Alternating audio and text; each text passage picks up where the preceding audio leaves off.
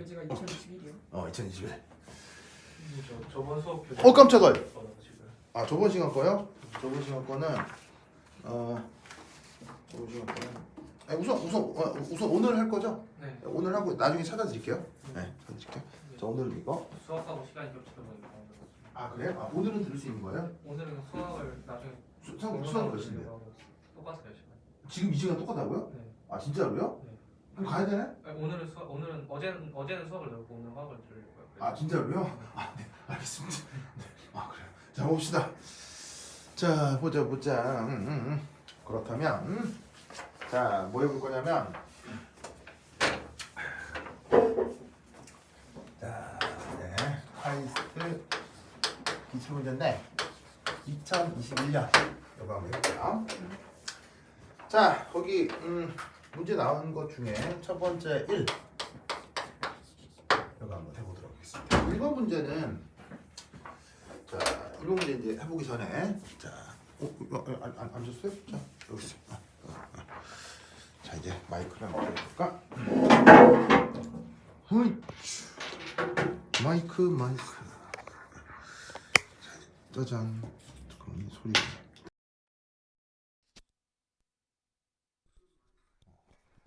하나 둘 셋 넷 하나 둘 셋 넷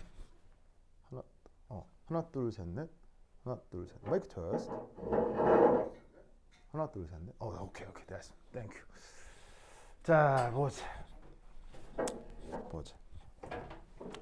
아이고야.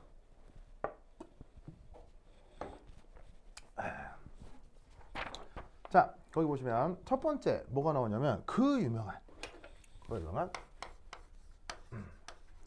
페이즈 다이어그램이 나옵니다. 페이즈 다이어그램. 자 우리말 번역은 번역이 여러 가지예요. 뭐 상도표, 뭐 상그림, 그다음에 뭐 상평형도. 그래서 원래 말은 페이즈 다이어그램 하나인데 되게 여러 가지로 번역을 합니다. 이런 건 되게 안 좋은 거죠. 그래서 이제 뭔데 원래 표현은 페이즈 다이어그램. 그래서 거기 보시면 2035년 영희와 철수는 왜 또 영희와 철수야? 영희와 철수는 행성 X로 여행을 떠났다. 대단합니다. 2035년이면 몇 년 남은 거야 오늘? 13. 왜 하필 2035년일까요? 뭔가 의미가 있나? 어쨌건 7개월의 긴 여정 끝에 7개월 동안 우선을 탔어요. 도달한 행성 X는 일반적인 지구의 환경과는 달리 춥고 기압이 매우 낮았다. 이런 데를 왜 가려고요? 저기한테 뭐 굳이 이런데. 자 그래서 이제 어떻게 되냐면 63도의 절대 온도가 213기압. 자 그러면 1. 상평형 그림을 고려했을 때 지구에서의 H2의 삼중점은 요거다. 행성 X에서의 H2의 삼중점이 지구에서와 비교하면 어떻게 달라진가? 자, 이거 한번 살펴보도록 하겠습니다. 자, 우선 이 페이즈 다이어그램 설명을 할 때 바로 H2에 대한 상토표 그림을 한번 표현을 해볼게요. 뭐 외울 건 없는데 너무 유망한 거니까 한번 표현을 해보면 자, Y축은 압력, 그리고 X축은 온도 라고 했을 때 그 유명한 결과가 빠르빠르빠르빠 짜자자잔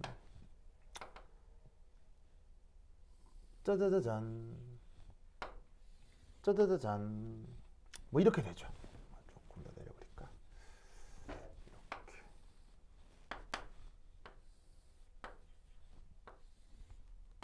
오케이. 이런 아주 유명한 그림이 있죠. 그래서 우리는 여기서 요거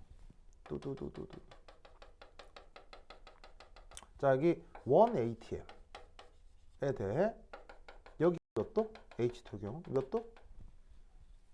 몇 도요? 0도. 그리고 이건 몇 도예요? 이게 100도씨. 그래서 그 유명한 0도씨는 정상 뭐 어는 점, 녹는 점 다 좋아요. 같은 말이죠. 어는 점, 녹는 점.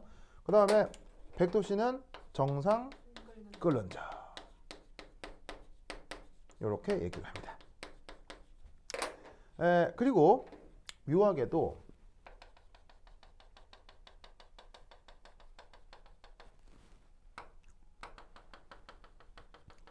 묘한 또 온도 조건이 하나가 있는데, 하나가 218기압에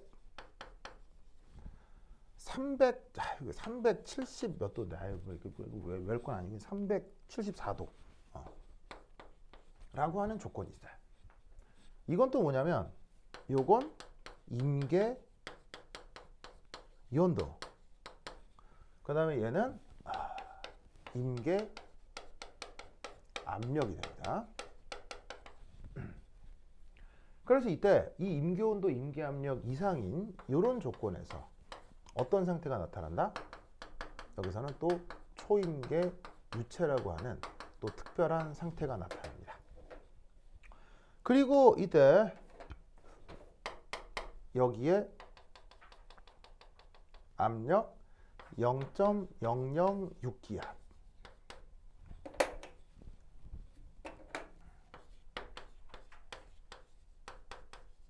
그리고 여기가 0.01도씨인데, 이때 이 점의 이름을 뭐라고 하죠? 그 유명한 삼중점이라고 하죠.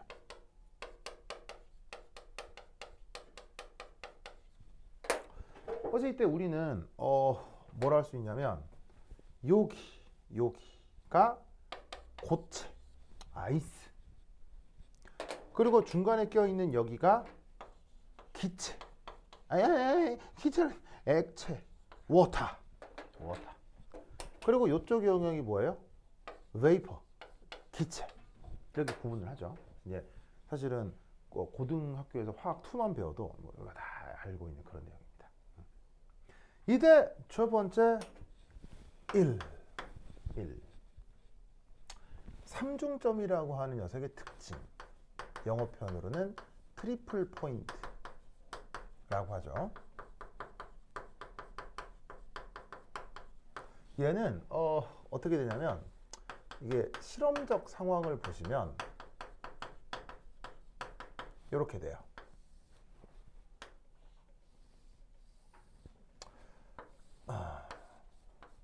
자, 현재 온도가 0.01도씨, 그리고 이때 압력이 0.006기압이면 여기서 우리는 어떤 상황을 관찰할 수 있느냐? 아이스와 워터와 베이퍼, 이걸 동시에 다 관찰할 수가 있습니다. 아시겠죠? 그렇죠? 아시겠습니까? 자, 그럼 이제 이것으로부터 여기서 이제 우리는 어떤 생각을 해볼 수가 있냐면, 이 0.01도씨와 0.006기압에 기체, 액체, 고체가 다 있구나. 무슨 말 알겠죠? 이 트리플 포인트는 요걸 하셔야 돼요. 트리플 포인트는 물질의 고유한 성격 중 하나입니다. 자, 이게 이제 어떤 말이 있냐면, 고유한 성격이란 말이 있죠. 찾았어요? 자, 이 고유한 성격, 우리말로 번역하자면 고유한 성격인데, 원래 영어 표현으로는 intrinsic property라고 합니다. 자, intrinsic property가 뭐예요? 고유한 성격이 그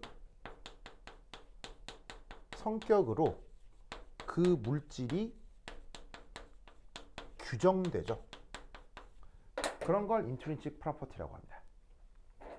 예를 들어서 뭐 밀도, 뭐 비열, 뭐 이런 걸 얘기하는 겁니다. 혹은 뭐 사람으로 치자면 여러 가지 생체 정보, 뭐 지문, 뭐 이런 거예요. 이런 것들은 이제 고유한 성격이라고 하는 거죠. 그럼 이 고유한 성격은 기본적으로 변해요, 안 변해요? 안 변하죠. 그러면 지금 저 주어져 있는 물의 삼중점이라는 게 다른 행성에 간다고, 다른 우주에 간다고 변한다, 안 변한다? 변할 리가 없다, 이런 얘기죠. 아시겠죠? 그래서 뭐 의외로 뭐 크게 어렵진 않은 문제입니다. 첫 번째는. 자, 그다음 두 번째 2. 행성 X의 지표면에서 H2O를 발견하였다. 자, H2O를 발견한 것만 한 거고요. 발견한 것만 한 거고 그게 액체인지 기체인지 고체인지는 얘기하고 있지 않네요. 그렇죠? 자, 발견했는데 행성 X에는 H2O가 어떤 상태로 있겠느냐를 한번 생각해 보자 이런 말이죠. 자, 근데 이때 여기에서 잘 살펴보면 행성 X의 물리적 조건을 보면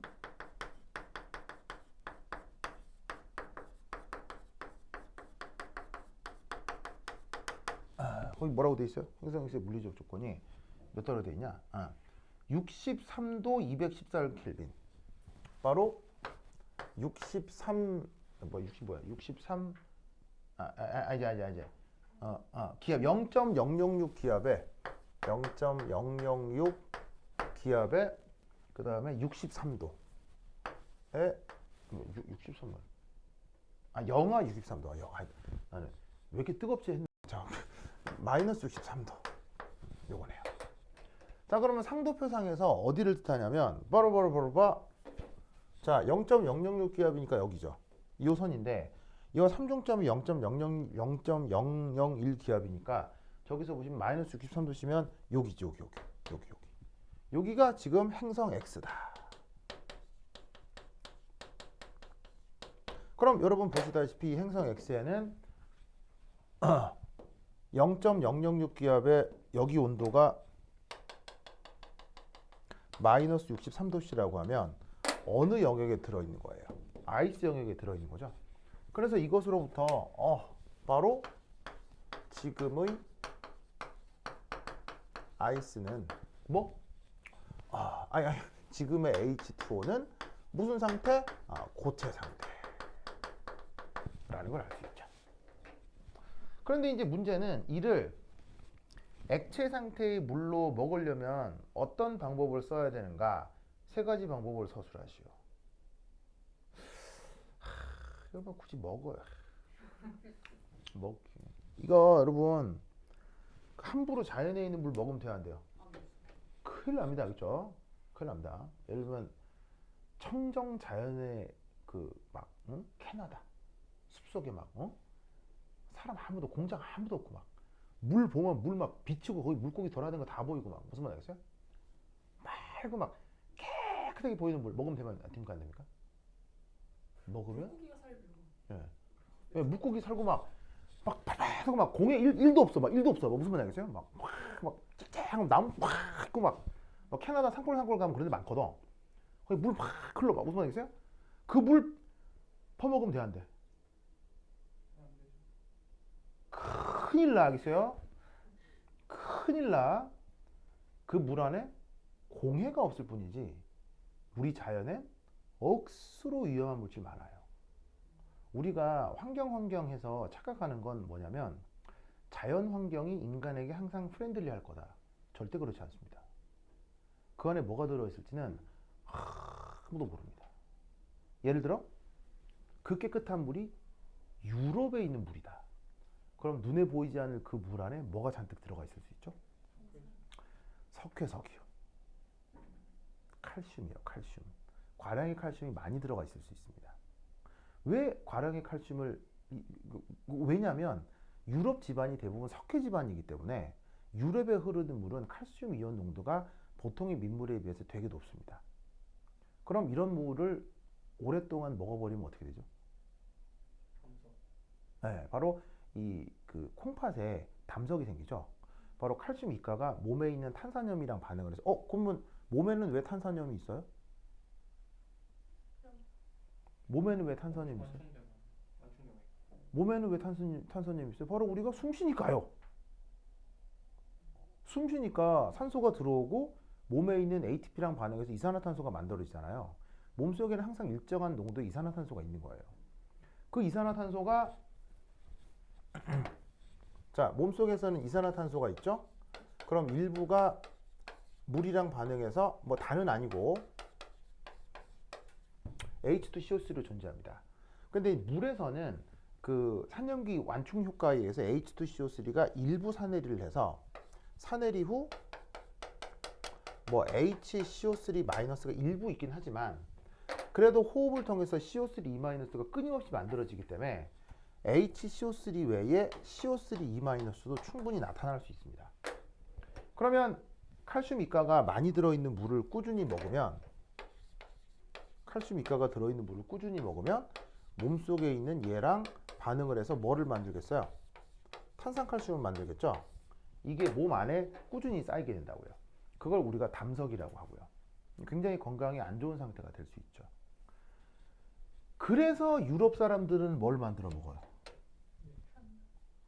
그래서 유럽 사람들은 맥주를 만들어 먹죠? 왜요? 맥주에 뭐가 들어있어요? 탄산이 들어있죠. 왜? 미생물의 호흡을 통해서. 그러면 맥주를 만들 때 유럽에 그 물을 쓸 거 아니에요. 그 물에 칼슘 이가가 많아. 그럼 맥주를 담으면서 이산화탄소가 탄산으로 변한 놈이랑 반응을 해서 탄산칼슘이 만들어져. 그래서 어떻게 되냐면 술을 담그면 술통 밑에 탄산칼슘이 깔아앉아 있어요. 그러니까 술을 떠먹으면 칼슘 이가를 과도하게 먹지 않게 되는 거죠. 그래서 나도 들은 얘기인데 우리나라는 등산로에 약수터가 있잖아요. 등산로 약수터에 이렇게 바가지가 있잖아요. 내 들은 얘기인데 유럽의 등산로에는요 등산 가는 데마다 큰 맥주통이 있대요. 그 지자체에서 만드는 맥주통이 거기 크게 있대요. 이만한 게 있대요. 사람들이 등산하면서 거기서 맥주 한 컵씩 받아서 먹고 간대요. 네, 유럽은 그렇다고 하더만요. 뭐 독일은 진짜 그렇다고 한대요. 그래서 그게 이런 겁니다. 그러면 미주 지역의 그런 깨끗해 보이는 물속에 또 뭐가 있을 수 있느냐? 상상을 초월하는 미생물들이 있을 수 있습니다. 최근 발견된 미생물 중에는 뇌 파먹는 아메바 아세요? 뇌 파먹는 아메바? 아메바가 이게 먹었을 경우에 몸속에서 뇌로 파고들어서 뇌를 파먹어서 사람을 죽음에 이르게 하는 그런 아메바가 지금 미주 지역에 많이 발견되고 있습니다. 그러니까 깨끗해 보인다고 해서 그런 거 먹으면 안 됩니다. 알겠죠? 안 됩니다. 근데 한국은 상관없습니다. 한국은 묘하게도 그 자연에서 흐르는 물이 있죠. 그런 요소들이 전 세계에서 가장 적게 있습니다. 없는 건 아닌데 적게 있습니다. 그래서 한국 사람들의 상식은 어때요? 한국 사람들의 상식은 산에 가서 깨끗한 물을 먹으면 보통 먹죠. 그게 상식이 되는 이유가 한국의 물에는 그런 게 상대적으로 적기 때문입니다. 희한하죠. 그러니까 우리 조상들이 왜 삶의 터전을 여기로 잡았느냐에 대해 생각을 해봤을 때 그런 게 영향을 있나? 라는 생각을 살짝 해보기도 합니다. Anyway, 그래서 어떻게 된다? 지금 물은 아이스 상태인데 이걸 그래 억지로 퍼먹으려고 이제 어떻게 물로 만들어야 되겠어. 그럼 어쩌란 얘기예요? 방법은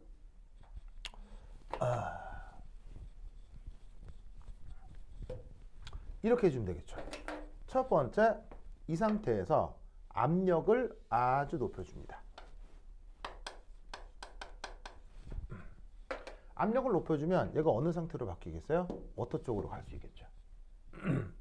그 다음 어떻게 해주면 되냐면 여기서 요렇게 3중점까지만 온도를 증가시킵니다. 그럼 3중점에서도 뭐가 있죠? 일부의 워터가 있을 수 있죠. 그 다음 또 어떤 방법을 쓸 수 있냐면 온도하고 압력을 동시에 증가시킵니다. 그래서 온도하고 압력을 동시에 증가시켜도 이렇게 워터 영역에 도달할 수 있죠. 그래서 방법은 세 가지입니다. 첫 번째, 압력을 가한다. 온도를 3중점까지만 높인다. 온도하고 압력을 동시에 증가시킨다. 알겠죠? 그래서 사실은 이 문제만 놓고 보면 크게 어렵지 않아 보이네요. 자, 그런데 추가 문제.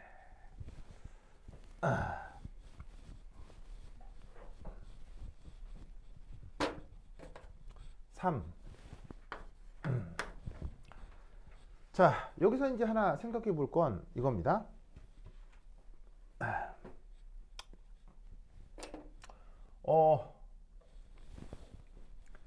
일기압. 자, 봐요. 자, 일기압 보세요. 지구 그러니까는 특별한 상황이 아니면 일기압인 거죠. 지구의 겨울철. 뭐 그래서 아주 추우면 한 영하 10도도 내려가잖아요. 뭐 더 내려갈 수도 있고. 지구의 겨울철의 야외에 젖은 빨래를 널어 놓으면 어떻게 돼요? 언후 어떻게 되느냐? 마릅니다.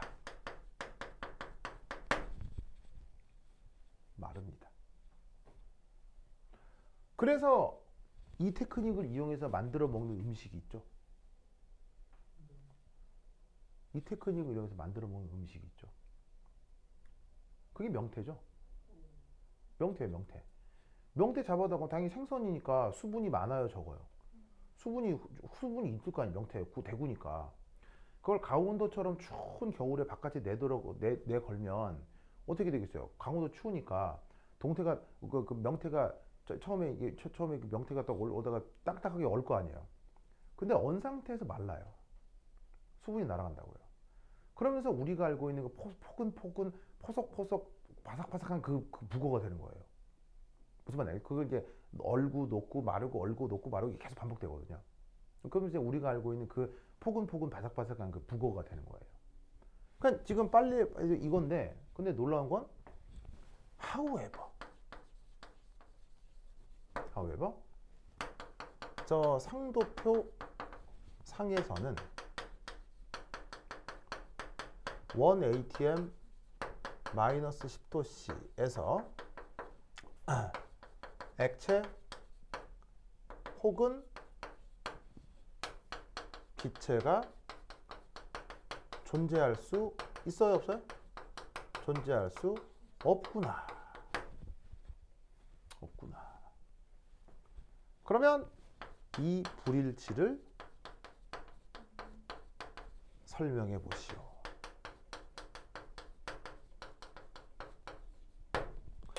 자, 마른다는 얘기는 뭐예요? 수증기가 되어 날아갔다는 얘기죠? 수증기가 되어 날아갔다. 근데 상도표상에서 영하 10도씨 일기하면은 얼음만 있어요. 수증기가 존재할 수 없다는 얘기죠. 물도 존재하지 않고요. 오? 왜 저래요?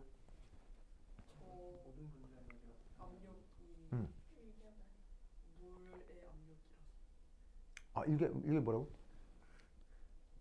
일기압이 아니라. 아니, 얼음이잖아요. 얼음이 꼈잖아요. 지금 지구에 있잖아요. 지구에. 그 지구 속 일기압 누르고 있잖아요. 수증기의 부분 압력이 Y축 아닌가요? 수증기 부분압이요? 그러니까 뭐냐면 수증기가 있다면 그 수증기가 있다면 그것의 부분압이 일기압이겠죠. 있다면. 근데 얼음밖에 없잖아. 높은 분자만 먼저 정화되고. 너 뭐요? 에너지가 높은 분자만. 에너지 누가 높아요? 모든 분자 에너지가 다 같지가 않죠. 내부 에너지. 아, 그거요? 그런데 사람 눈에 관찰되는 건 평균만 관찰돼요. 상대적으로 그 에너지가 더 높다 낮다 이런 건 생각일 뿐이고요. 실제 눈에는 그런 게 안 보여요.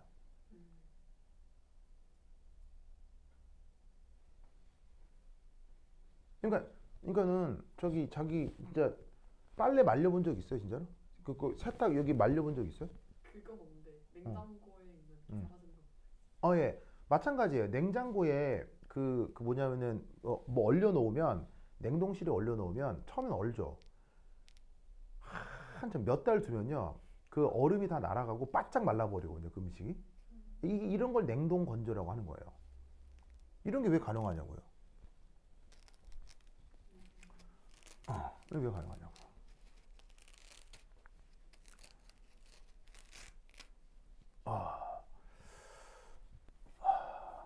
왜 가능해요? 그러니까 이거는 되게 기초적인 질문이거든요. 되게 기초적인 이거 당연한 질문인데 이걸 물으면 잘 몰라요. 왠지 아세요?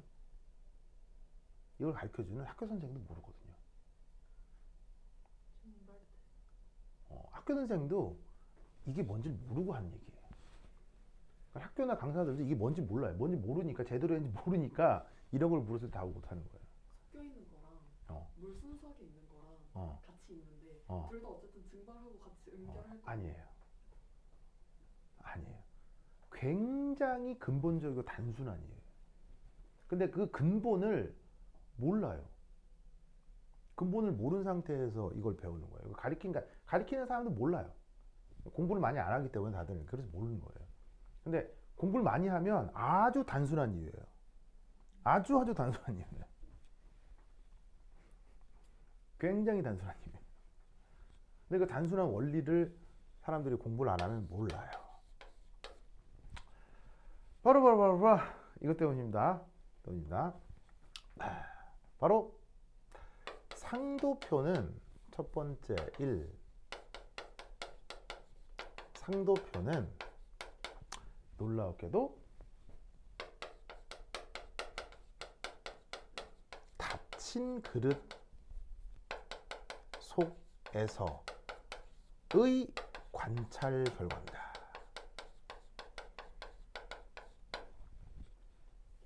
무슨 말인지 알겠죠? 뭔 말이냐면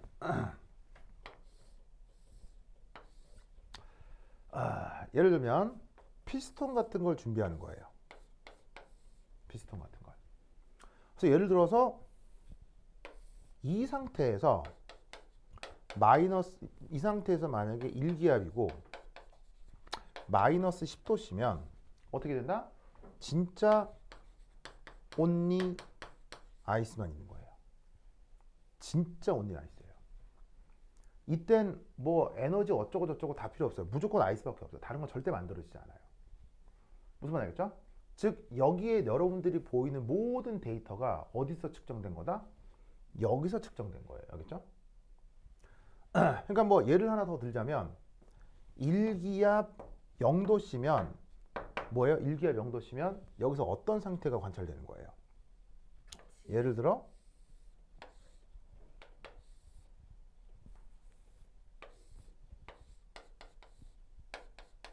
원 ATM이고 온도가 0도씨면 이때 뭐 요렇게 위에 아이스가 있고 아래쪽에 워터가, 아시겠죠? 이런 게 관찰되는 거예요. 어디서? 철저하게 닫힌 그릇 속에서. 그런데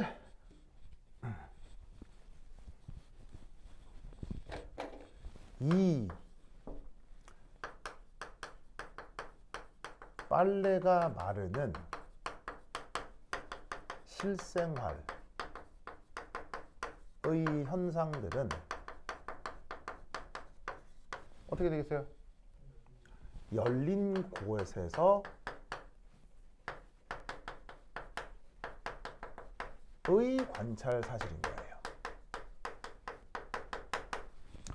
그럼 여러분 공교육 과정 내 수학 배우잖아요. 내 수학 배우죠. 수학 선생님이 맨날 강조하는 게 뭐예요? 수학 문제 볼 때 뭘 살피라고? 조건이 조건. 문제 똑같은데 조건 달라지면 다 같아져요, 달라져요? 완전 달라지죠. 이렇게 불일치가 나타나는 이유는 조건이 다르기 때문이에요. 무슨 말 알겠어요? 그러니까 수학 시간에는 조건이 중요하다라고 배우면서 왜 이런 거 할 때는 조건 생각을 안 하냐고요. 애석하게도 가르치는 선생도 이런 거 잘 몰라요. 그러니까 이런 걸 물었을 때 되게 당황스럽죠.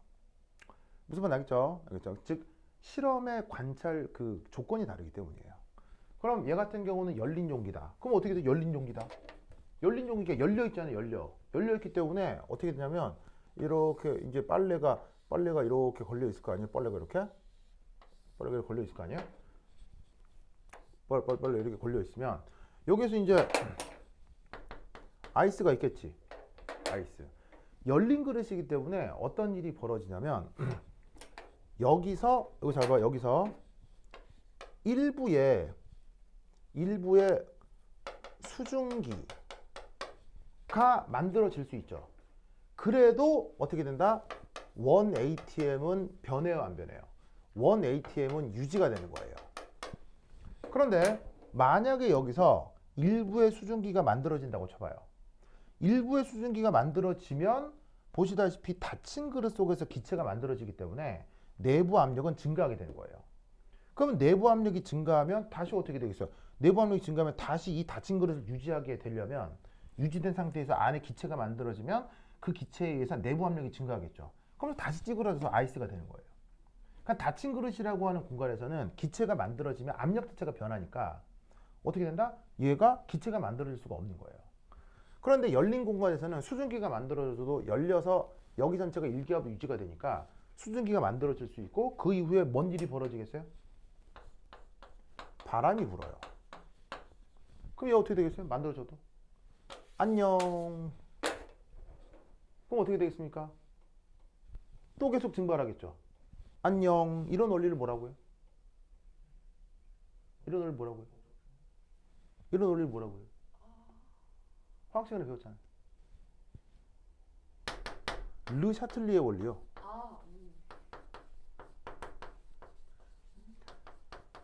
증발하는 걸 하나의 변화라고 생각했을 때 수증기가 생성물이잖아요. 생성물이 계속 없어지는 거예요. 누구에 의해서? 바람에 의해서.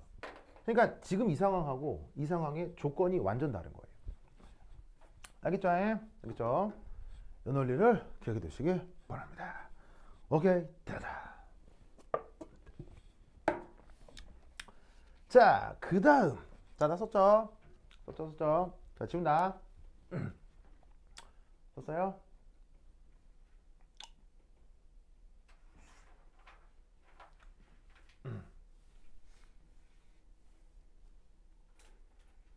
썼죠? 자, 지운다. 으쌰.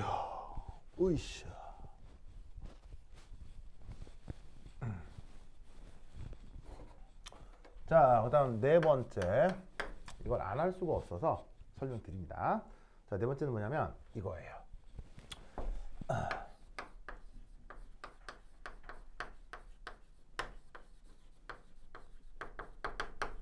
클라페이롱 이퀘이션이라고 하는 게 있습니다.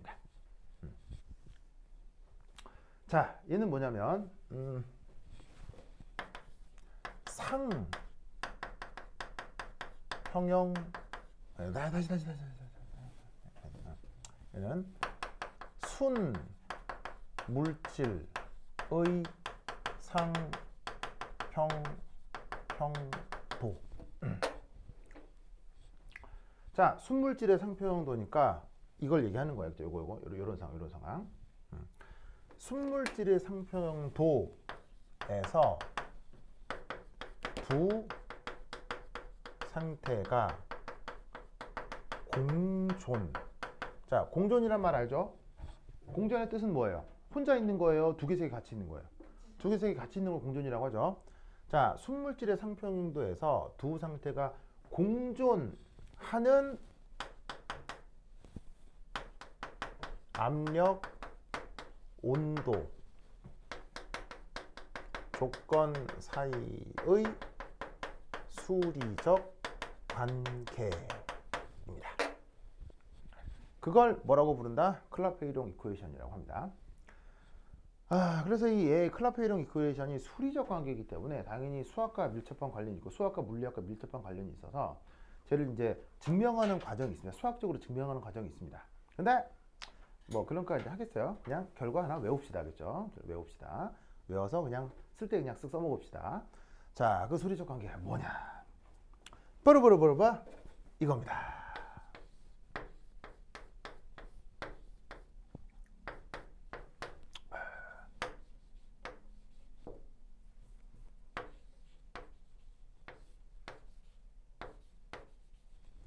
요겁니다. 요거. 이렇게 되겠습니다. 그래서 외웁시다. 그죠? 증명 과정이 있는데 그냥 외웁시다. 그죠? 자, 그럼 우선 이 녀석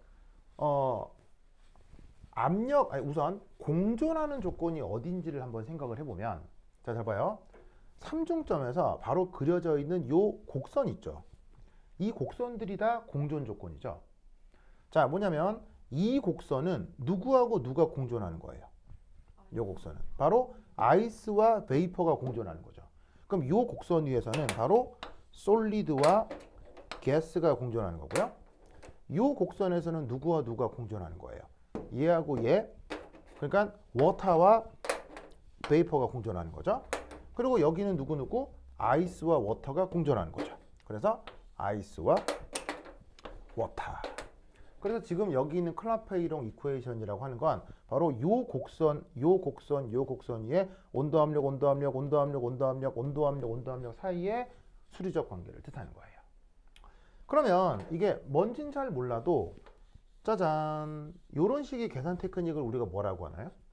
그 유명한 미분이라고 하죠. 미분을 하는 실용적 이유가 뭐예요? 바로 지엽선의 기울기. 그러니까 이 클라페이롱 이퀘이션은 주어져 있는 공존 조건에 대한 접선의 기울기 얘기구나.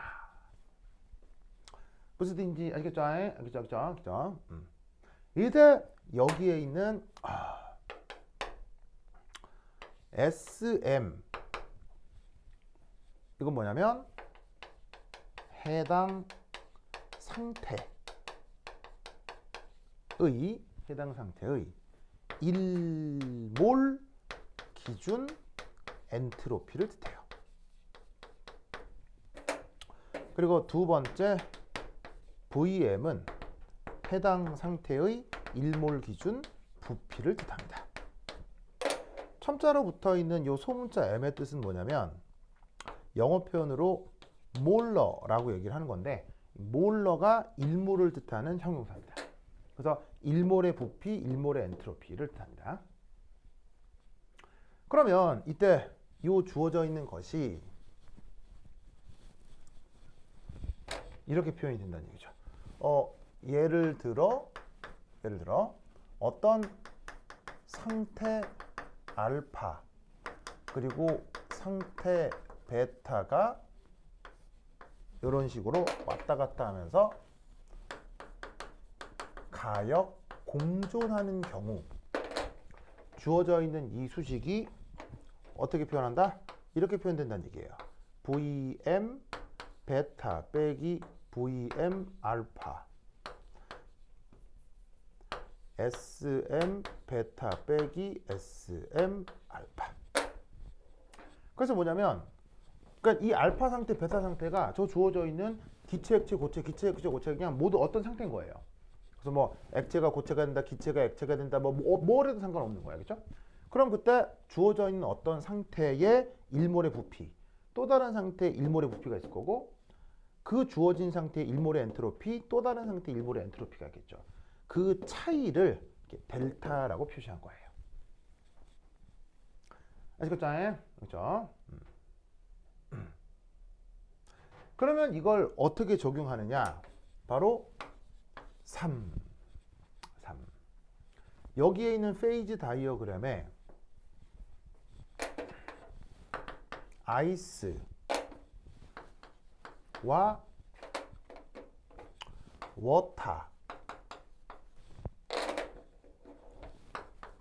공존하는, 이런 걸 이제 융해라고 하죠. 윤의 곡선의 경우 우리가 이걸 어떻게 생각해 볼 수 있겠냐는 거예요. 자, 봅시다. 첫 번째 1. 엔트로피 뭘 해볼까요? 워터와 엔트로피 아이스 어디가 더 크고 어디가 더 작겠어요? 당연히 워터의 엔트로피가 더 크겠죠. 얼음은 매우 정돈된 상태잖아요.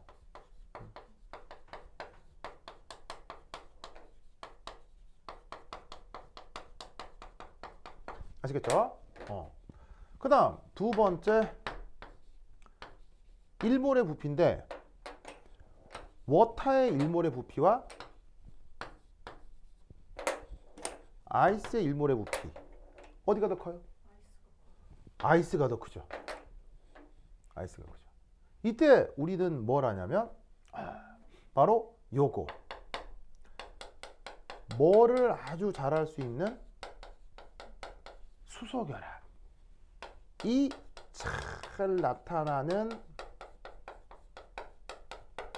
아이스 내부에 빈 공간이 생기고 그 덕에 밀도가 커진다 그래요? 밀도가 작아진다 그래요? 밀도가 감소한다. 이 얘기를 하죠? 그냥 부피가 커진다. 아시겠죠? 그럼 이때 우리는 여기서 이런 생각을 해볼 수 있겠네요. dp, dt. 내 어디 위에서 저 융해 곡선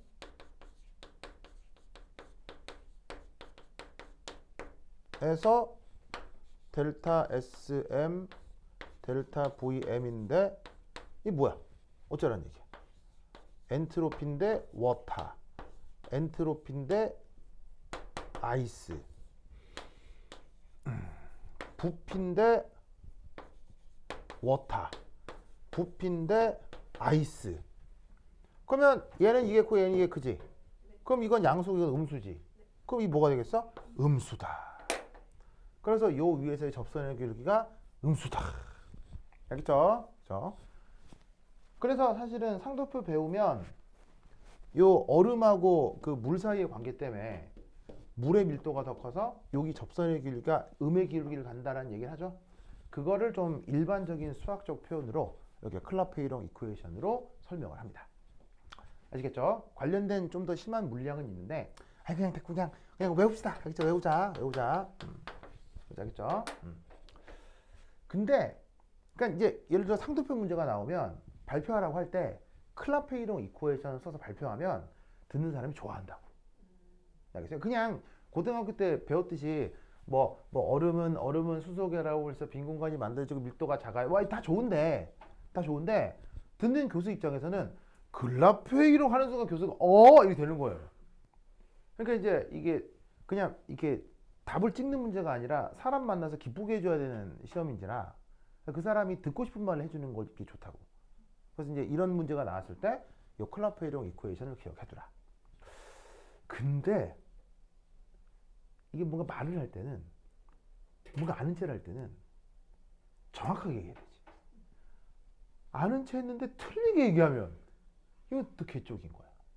이때 이제 여기서 어떤 실수를 하게 되냐면요. 이게 저기 접선의 기울기니까 dpdt까지는 기억이 나. 이게 나는데 이게 뭐가 위고 뭐가 아래였더라? 이게 생각이 안 나. 그럴 수 있겠지. 나처럼 이제 직업적으로 오래 하면 그냥 확실히 외우는 건데 슬쩍 외우면 이게 여기 엔트로피였나? 이게 부피였나? 뭐였다? 이럴 수 있잖아. 그러니까 클라페이롱 이쿠에이션하고 썼는데 뭐 거꾸로 써. 그러면 곤란하겠지. 그래서 이때 외우는 테크닉을 말씀드립니다. 그렇죠? 외우는 테크닉. 자, 이겁니다. 여기 줄게요. 자, 외우긴 외우는데 외울 때 이 생각을 하면 좋습니다. 1, 2, 3, 4. 단위를 고려합니다. 단위를 고려합니다. 자, 뭐냐? 어떤 물리량의 대가로 하면 이거 단위죠. 어떤 물리량의 대가로 하면 이거 단위죠. 자, 그러면 몰이잖아요. 1몰이잖아요. 그러면 엔트로피의 단위가 뭐죠? 엔트로피 단위가 뭐예요? 엔트로피 단위가 그렇지. 줄, 온도 역수, 몰의 역수겠죠. 여기까지가 엔트로피의 단위예요. 온도의 단위는 뭐예요? 켈빈이죠.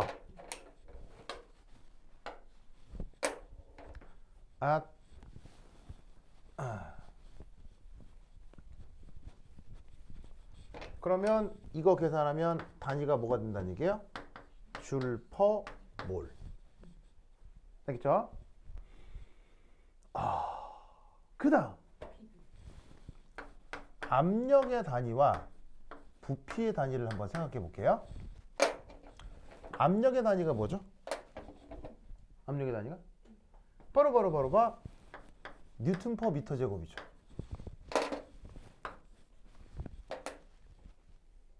압력의 단위가 뉴턴 퍼 미터 제곱이죠. 우리가 1 ATM이라고 하는 건 정의가 뭡니까? 교수들은 이런 거에 굉장히 민감합니다. 1 ATM의 정의가 뭡니까? 1 ATM의 정의가 뭡니까? 교수들은 이런 거 굉장히 민감합니다. 1013 파스칼. 뽀로뽀로뽀로가 101325 뉴턴 퍼 미터 제곱입니다. 이걸 1 ATM으로 정의한 겁니다. 정의에는 무슨 이유가 있습니까? 그냥 외우는 겁니까? 없습니다. 외우는 겁니다. 그냥 알겠어요? 물리학자들이 저렇게 정의 씁니다. 그러니까 압력이라고 하는 것의 기본 단위는 뉴턴 퍼 미터 제곱이에요. 자, 그리고 부피의 단위는 뭐예요? 부피의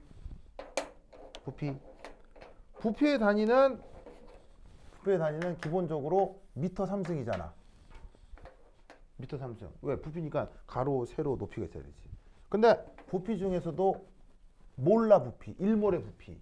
1몰의 부피면 퍼 몰 이렇게 하면 되겠지. 됐죠? 그럼 이 계산하면 어떻게 돼?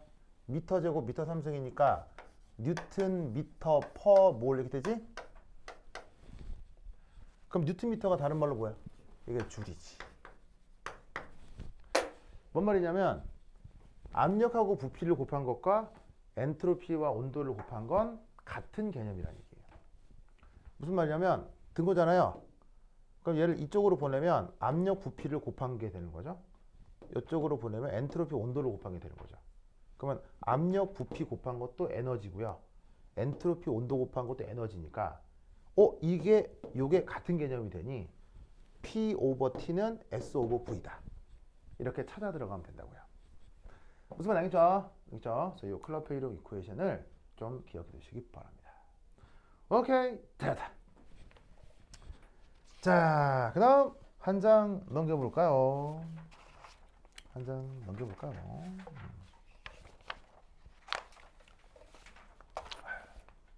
자, 한 장 넘기면 거기 몇 번 문제가 나오냐면 2번 문제가 나올 겁니다. 찾았어요? 이 문제? 자, 이 2번 문제, 이 문제 칠판 지우는 동안 한번 풀어볼까요? 시작! 자, 풀어봅시다.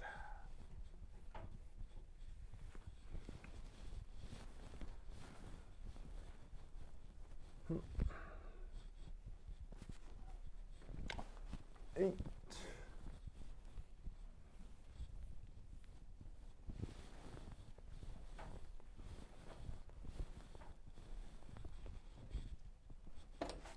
자, 2번 문제. 뭐냐. 보자.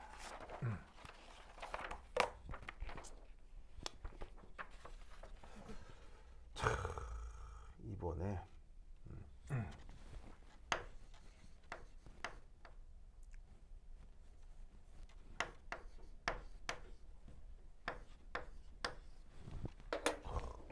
여러분 어제 그 사우디아라비아하고 아르헨티나 축구한 거 봤어요? 우와, 그런 게 재밌지 막. 이야, 대단한데요? 야, 사우디아라비아 우승했으면 좋겠다. 야, 그럼 난리 나겠는데요? 사우디아라비아 우승하면 와, 난리 나겠는데요? 거기 어제 이겼다고 공휴일 지정했대요. 진짜로요? 와. 아니, 그런 반도 하지. 거기 다 축구에 살고 축구에 죽는 사람들이니까. 그래. 사실 전 세계에서 유일하게 축구 안 좋아하는 나라 사람들이 어디예요? 있어요? 우리나라 사람들이죠. 우리나라 사람들은 그렇게 축구 그렇게 안 좋아하죠. 아니, 그러니까 뭐냐면 하면 보는데 막 축구 때문에 폭동 일으키진 않잖아요. 예, 근데 그런 거 보면 참 우리나라 사람들은 막 딱히 그렇게 크게 좋아하고 그런 게 없는 것 같기도 한데 하여튼 그러네요. 네, 아마 축구에 대해서 아마 싫어한다기보다는 가장 대면대면한 나라 사람들이 아마 그나마 우리나라 사람들일 것 같아요. 네, 참 희한하지. 여러분 미국도 축구 억수로 좋아하는 거 아세요? 미국 사람 축구 엄청 많이 합니다. 우리가 몰라서 그렇지. 우리나라만 축구 별로 안 좋아하는데. 어쨌건 자, 포도당. 뭐? 그래? 누구죠? 진짜로요? 왜? 왜? 네네. 예. 급하게 통화를 하고 싶으시다고 제 거도 하자고. 예, 잠시만요. 잠깐만요.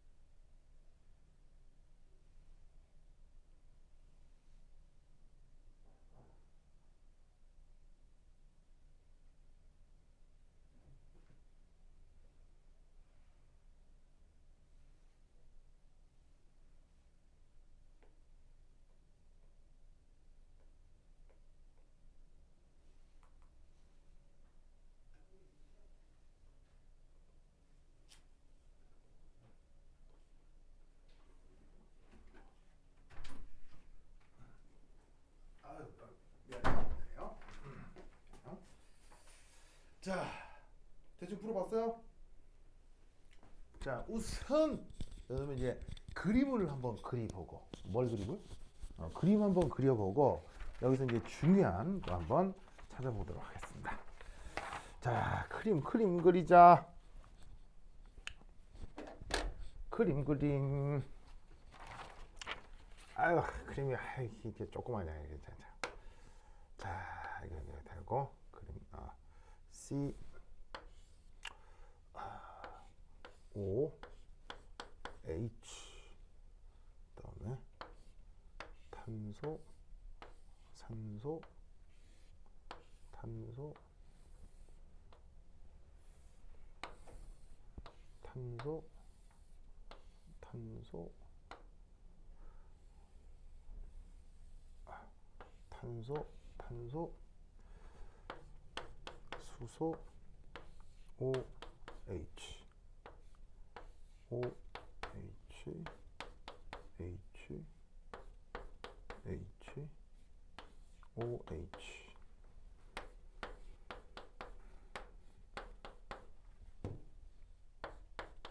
이렇게 되고, 그다음에 여기 슈쇼. 됐지.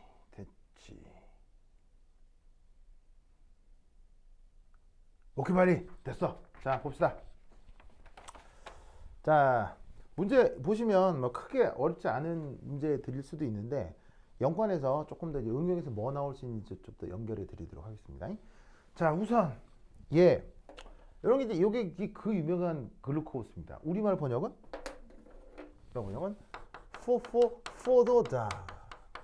포도다. 그래서 왜 포도 먹으면 포도 줄줄할 그 달콤한 그 맛 있잖아요. 그게 요겁니다. 요거. 자, 그래서 이제 요 녀석인데 이 주어진 것에서 여러분들은 뭘 확인할 수 있어야 되냐면 빠르바르바르바 산화수를 체크할 수 있어야 됩니다. 무슨 수? 산화수. 그럼 여러분들은 요 주어져 있는 특히나 탄소들에 대해 산화수를 계산할 수 있겠어요? 각 탄소들마다? 자, 산화수를 따질 때는 어떻게 따져야 돼요? 전기 음성도가 큰 녀석이 주변의 전자를 다 가져가죠. 그럼 예를 들어서 이탄소 같은 경우는 결합전자가 어디에 있냐면 보세요. 얘를 중심으로 결합전자가 여기도 있고 여기도 있고 그다음에 여기도 있고 여기도 결합전자가 있는데 이게 지금 다들 결합전자 쌍이죠.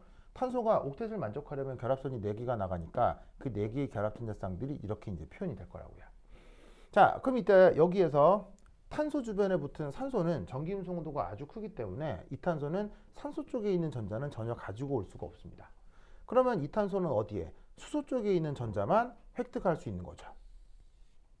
그 다음 탄소하고 탄소는 같은 원자니까 보시다시피 탄소하고 탄소는 같은 원자니까 전기임성도가 같죠. 그럴 경우만 두 전자 중 하나만 이 탄소가 획득해서 가져오게 되는 겁니다. 그러면 이 탄소는 지금 전자를 몇 개 갖는 거로 계산이 되냐면 하나, 둘, 셋. 원래 탄소는 최외각 전자가 몇 개예요? 4개죠. 4개인데 지금 몇 개가 됐어요? 3개가 됐죠. 그럼 몇 개 전자를 빼앗겼어요? 1개 빼앗겼기 때문에 이 탄소는 산화수를 1 플러스다 라고 생각할 수 있다고요. 아시겠죠? 그런 컨셉이라면 여기 있는 이 탄소는 산화수가 하나, 둘, 셋, 4개를 가질 수 있으니 중성. 얘는 하나, 둘, 셋, 넷 가질 수 있으니 중성. 얘도 하나, 둘, 셋, 넷 가질 수 있으니 중성. 얘도 하나, 둘, 셋, 넷 가질 수 있으니 중성. 얘는 하나, 둘, 셋, 넷, 하나, 둘, 셋, 넷, 5개 가질 수 있으니 1 마이너스가 되겠네요. 무슨 뜻인지 아시겠죠? 그래서 구조식상에서 각 탄소마다 원자수를 따로따로 구할 수 있는 거예요. 아시겠죠? 한 번만 더 해보면 탄소가 수소보다는 전기임성도가 더 크죠? 그러니까 기본적인 전기임성도 기억하셔야 되는데 자, 탄소, 수소, 산소, 전기임성도 대수 비교하면 이렇게 되죠?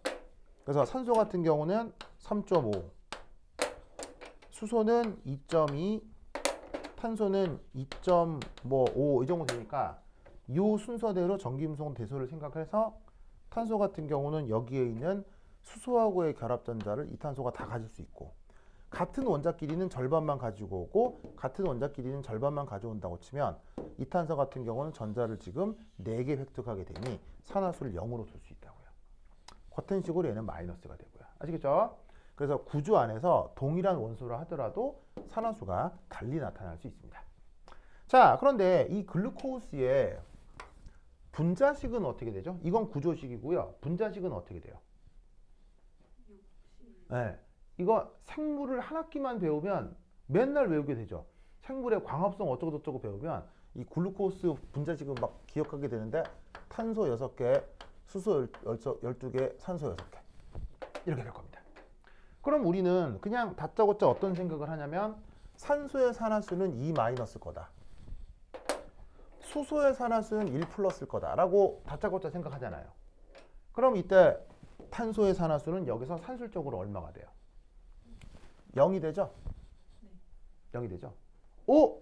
그러면 여기서 얘기하는 이 0과 여기서 나타나는 플러스 0, 0, 0, 0, 마이너스 이 사이의 관계는 뭐겠어요? 바로 이 0은 산화수 중 평균 산화수가 되는 겁니다.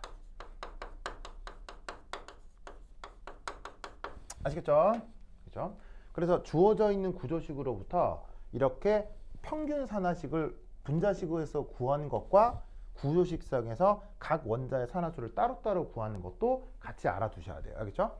이걸 활용한 산화원원 문제가 나올 가능성은 언제나 있습니다. 그래서 요거 익숙하게 되도록 꼭 연습을 좀 해두도록 하세요. 알겠죠?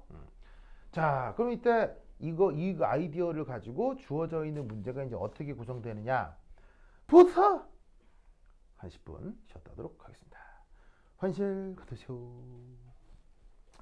아이고, 아이고, 아이고, 뽀뽕.